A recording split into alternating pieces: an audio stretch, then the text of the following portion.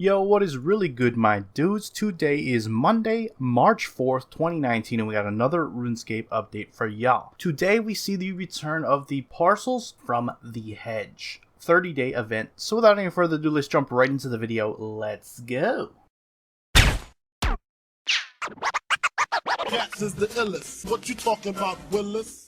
Alright guys, so Postie Pete has made his return to Burthorpe. If you're familiar with this event, pretty much similar to past iterations, so shouldn't be much surprise in that regard. Like I said, he's in Burthorpe for the next 30 days, so make sure you talk to him and get started. Every day you're going to get daily parcels. However, logging on the 5th, 10th, 15th, and 20th days throughout the month, you'll get a special delivery alongside your daily parcel. So here's what you can look forward to getting. On the 5th day, you'll get a light lost property containing a fan mail, sealed clue scroll easy, 2 small protein packs, and an aura refresh. On the 10th day, you'll get a lost property heavy containing a small parcel, a sealed clue scroll medium, 2 medium protein packs, 5 daily D&D tokens, an aura refresh, 2 life refreshes, and 1 delivery package. On the 15th day, you'll get lost property bulky containing 1 medium parcel, 1 sealed clue scroll hard, 1 large protein pack, 2 Slayer VIP coupons,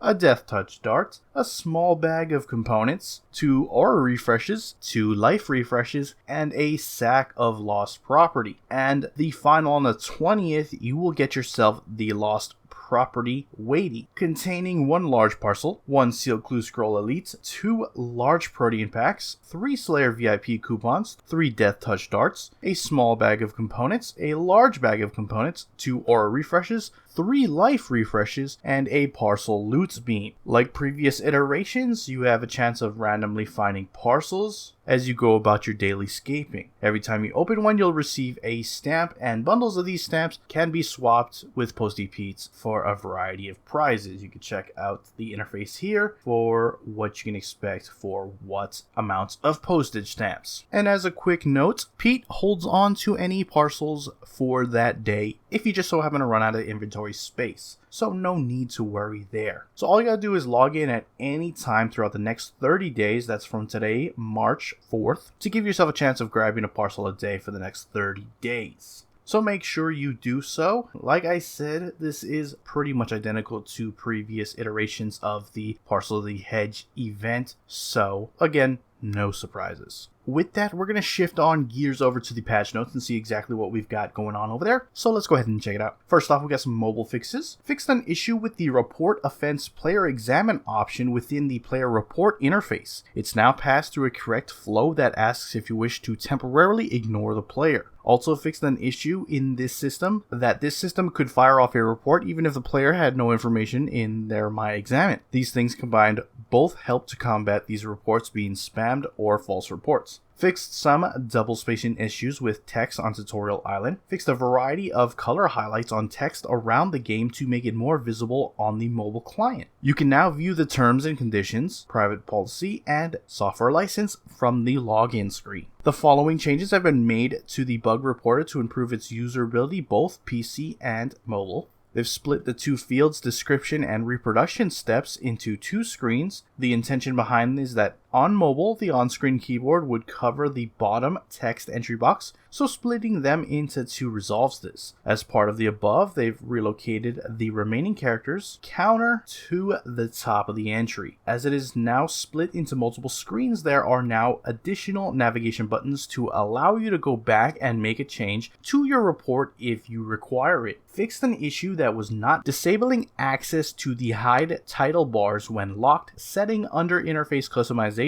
This was causing an issue that showed title bars for interfaces such as the backpack and worn etc. in legacy mode. Fixed an issue that caused an FPS drop when viewing the ports captain log on an Android. Fixed an issue on mobile that was preventing tooltips for the legendary pet special abilities from displaying. You can now view these by long pressing on the icon, similar to combat abilities. Updated an old style frame and button on the Heffen Cathedral shop interface when you need to confirm your cleansing crystal purchase. They've done more work to fix the issue where your NPC chat and multiple choice dialogues could end up squashing into the middle of the screen. They thought they resolved this, but thanks to the efforts of the beta testers, they've managed to get a more accurate reproduction on the issue and resolved it. Fixed an issue with the player-owned port's recruit interface that was not clear in your previous selection highlight on mobile. Made some further improvements to the mini menu navigation and scrolling. You should notice the mini menu is less likely to close when you're trying to navigate, and also you are less likely to lift your finger early and select something prematurely. They say they need loading screens on the mobile client. As a result, the following changes have been made to make sure they are doing what they are designed to do. The graphics option to disable loading screens has been removed on mobile. PC is unchanged. The option to disable loading screens from within a loading screen has been removed. Following changes have been made to the screen sizing section of the graphics options to improve, renamed resizable to window alongside the removal of fixed. This reflects a established PC standard naming convention. Full screen is unchanged. The resolution drop-down field was only relevant when in full screen. To reflect this, the drop-down has been placed within the full screen button. PC-specific terminology has been removed from these descriptions in favor of more ambiguous terms so that it is mobile compliant. Fixed window restricts the game size to be 800 by 600, a 4:3 aspect ratio, a feature only used by 1% of NXT and Java players. In the future, they want to fully support 16 by 9 as the new standard for both desktop and mobile, which adds unnecessary complications to the code if they keep supporting fixed window mode. So for today's update, the option has been removed from the game. Fixed an issue that was causing a line of pixels on the side of certain ports interfaces on mobile. Moving on to some other changes, the special attack of the Eldritch Crossbow is no longer capped at 750 damage. Charge bows now take into account arrows equipped or held in the equipped quiver, so special effects like those of Dragonbane and Blackstone arrows can be used with them. Damage is reduced to the lowest tier of the arrow or charge bow. Charge bows will work as usual when there is no arrow or another type of ammunition is held in the ammo slot. Using an augmentation dissolver on ice-dyed Drygore weapons will no longer remove the dye from the weapon. Fixed a mobile issue with the Grand Exchange by item display. Also resolved an issue with the mobile on-screen keyboard in the Grand Exchange and some other text search fields.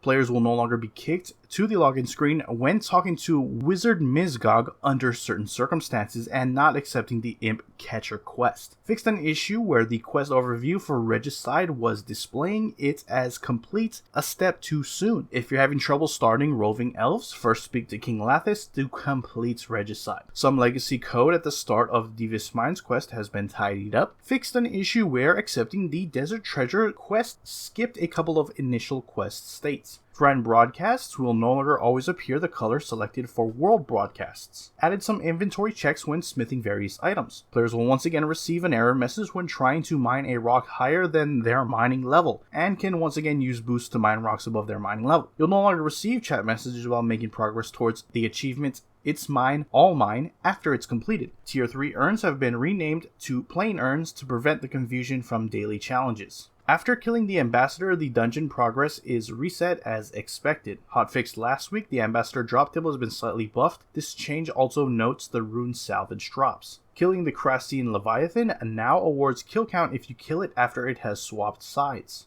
Improve the interactions with loot drops from monsters. The stack value pop-up when a monster drops an item will now show a list, max of 8, of objects that dropped on mobile. On PC, the stack value remains and is now color-coded. The stack value pop-up uses a more easily legible font. Improve the drop log font so it's more legible on a mobile device. The rune metrics log has a button to open the AoE looting interface. And finally, moving on to some engine fixes. Fixed a potential cause of crashes or incorrect rendering on Linux. Resizing the game window should no longer cause the game to crash. Added multi-threaded shader compilation system for modern GPUs/drivers, which should reduce stutter when playing. Fixed UV animation bug on mobile causing them not to function correctly. Fixed bug with HBAO causing visual artifacts to appear in the game world. Minimap should now show things like rugs, the floor at the GE, etc., and should not show ground decor, sometimes visible as speckles on current minimap. Fixed a bug with SSAO causing it to not work on the Samsung S6. Fixed a bug with the mini menu closing when opping NPCs in instances. And finally, display names in clan channels are ordered alphabetically regardless of case. And that is it for your patch notes. Links to everything discussed in this video will be down in the description below. If you want to go over there and check them out for yourself, head on over there to do so. And with that, I'm going to wrap up the video. If you enjoyed it, hit that like button. If you're not subscribed and you want to stay up to date on all things RuneScape related, then hit that subscribe button. Anyways, I appreciate you watching. I am out. Peace.